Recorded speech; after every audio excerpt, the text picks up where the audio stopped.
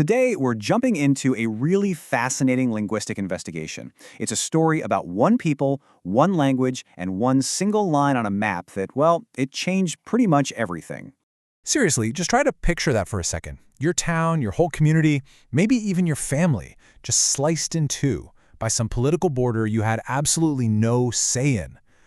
All of a sudden, you can't just walk down the road to see your friends or relatives.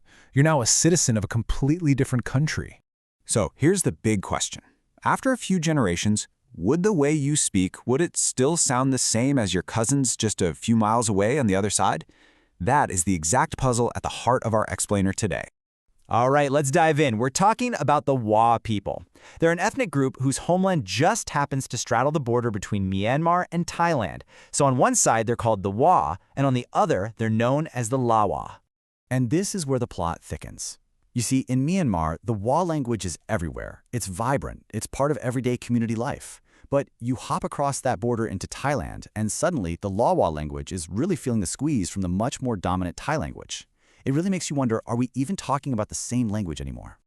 So to get to the bottom of this, researchers had to basically become linguistic detectives. They needed to go out and gather clues from both sides of the border to see if the two versions of the language had started to drift apart.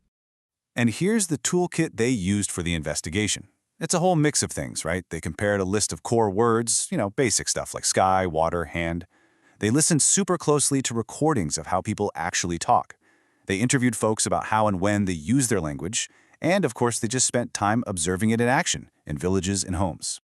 Okay, so all the clues have been gathered. Now it's time to put them under the microscope and see what's really going on.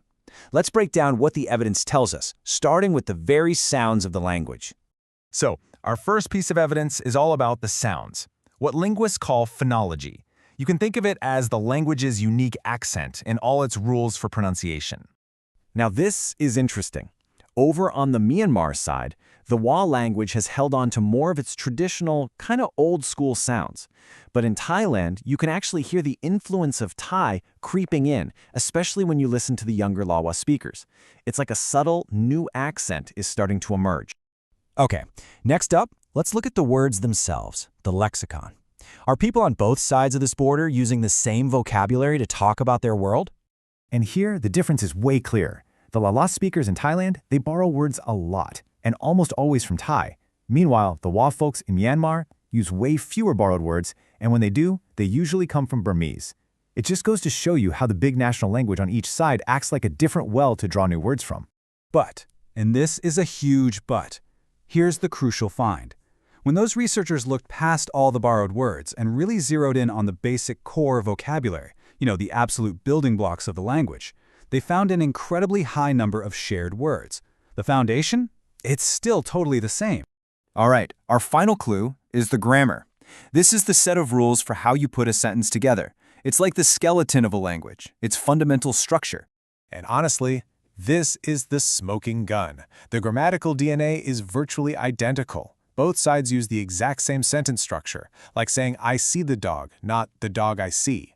Word endings barely change. The deep structure, the very bones of the language, is just rock solid on both sides of that border. So let's recap the investigation. We've got some slight changes in sound, a bit more word borrowing over in Thailand, but a shared core vocabulary and grammar. So what's the motive here? Why are these changes, small as they are, happening at all? This table just lays it out perfectly. Look, at home, with your family, the language is used widely in both countries. It's strong. But as you move out into the wider community, and especially into official settings like schools, you see the use of LaWa in Thailand just plummet. It's literally being pushed into smaller and smaller corners of everyday life. So here's the real kicker. The language itself isn't just naturally splitting in two. No way. The changes we're seeing are being forced on it from the outside. The culprit here is the social and political world that's changing around the speakers. Okay, we've looked at the evidence, we've identified the motive. Now it's time to deliver the final verdict on that big question we started with.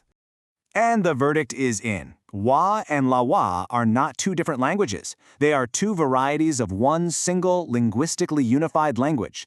They're just facing very different futures. And this really matters. It shows us that the core of this language, its grammar and basic vocabulary, is incredibly strong, incredibly resilient. The little differences we see aren't a sign that the language is breaking down. They're just a reflection of the very different worlds its speakers have to live in.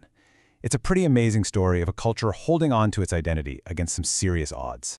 Which kind of leaves us with one final, much bigger question to think about.